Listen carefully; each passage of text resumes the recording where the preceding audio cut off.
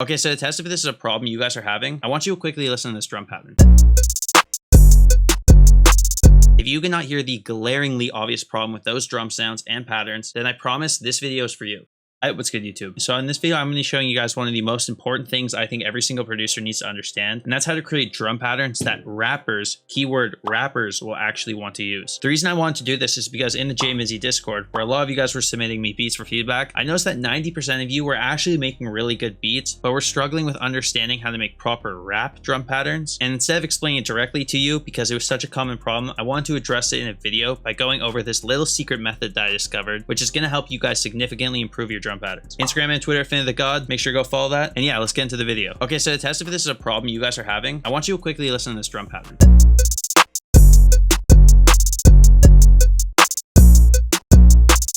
You hear how the metronome on beat perfectly sits in pocket with the drums? That's because the drum pattern was made with the metronome on. This goddamn thing up here, turn the metronome off when you're making beats. It's going to not help. So now if I were to play this out with the metronome on, if you notice that little pocket of rhythm, try in your head to freestyle to the drum pattern I've laid out here.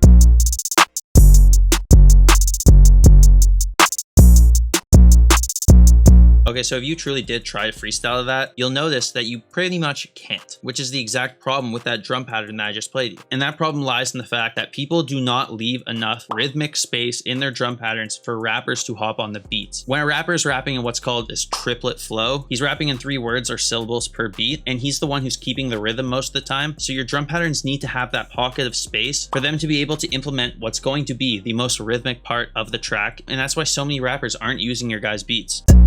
I can't say much because the beat is playing on beat and there's no rhythm. You get what I'm trying to say. Okay, so now that brings the question, how can I emulate what a rapper would sound like on my beat before actually making the beat? It's actually quite simple, but still such a fundamental thing that a lot of industry producers do. Keep an idea of the person you are making the beat for and the lines and the flows which they would use over the track. So I'm going to break down what I'm talking about in depth by remaking the drum pattern with the same melody on top of it. The same idea works for like any type of rapper. If it's like a Juice WRLD type of guy who's like singing and not saying a lot and flowing really quickly, you can still do this exact same technique I'm about to show you. But basically what I'm going to be doing is laying out what I hear in my head. Okay, so when I hear the beat, I'm thinking of like Gunna on this, for example. So he's going to really be on like triplet flows. First thing you want to do is go into 1/3 step, because again, we're talking about triplets here. And you want to create third notes like this to represent that triplet flow. So that'll sound something like this.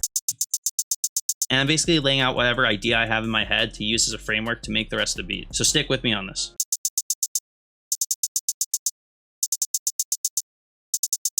So this is the idea of how I hear the beat in my head with him rapping.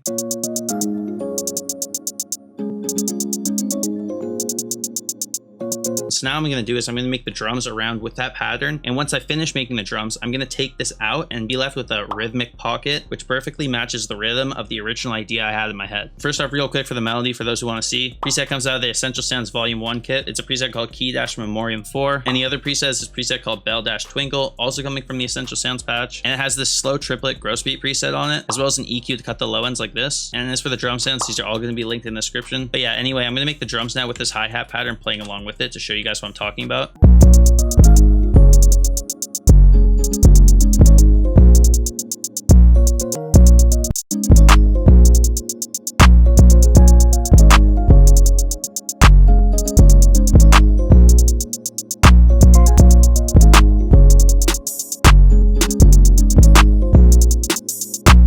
Okay, so here are the drums I laid out with the hi-hat pattern.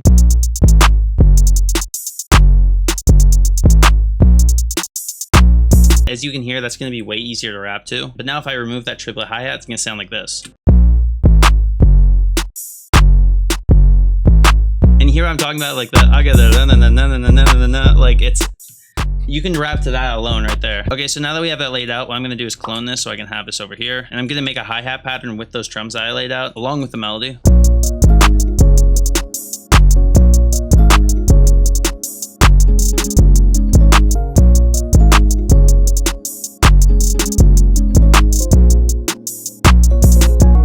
so goddamn easy, man. I will say for the hi-hats are like the one thing in trap music which are like never consistent. I really think hi-hats should just be your feeling and what goes right. One thing you may notice about this beat, the hi-hats look super unorthodox, but they're really not, because I'm using the same rolls at different points throughout the beat, which is very important, you know, because you want your ear to be able to like catch a groove and not have to pay so much attention to hi-hats. And by using the same rolls, you're just allowing it to be a little bit more simple and easier to listen to. But yeah, so anyway, I have these hi-hats laid out with the drums, and now everything sounds like this.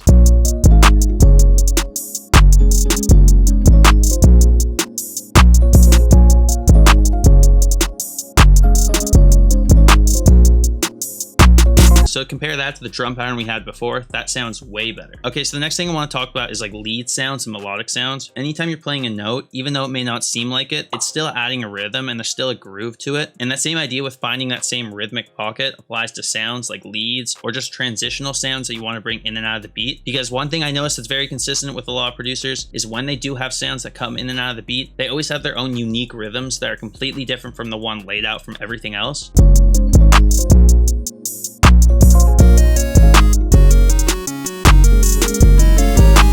Just so I can make the beat more interesting by bringing sounds in and out, what I'm going to do is I'm just going to make a lead sound with that still playing. I have a preset for my Essential Sounds Volume 1 Electro X Bank. It's called ARP Euclid. And what I did was I laid out this gross beat halftime preset on it to slow it down, parametric EQ to cut out the low ends, as well as this camel spaced Dream Day delay, just to make it a little bit more unique and stereoize it. And yeah, without playing, I'm going to lay out a lead real quick.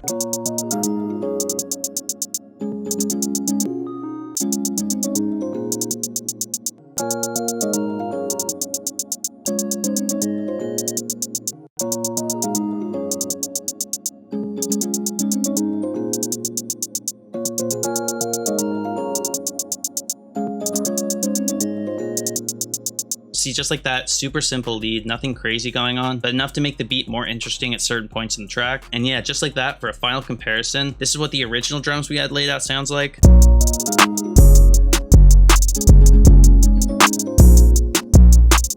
And with the technique I just showed you guys, this is what the drums sound like on the same melody afterwards.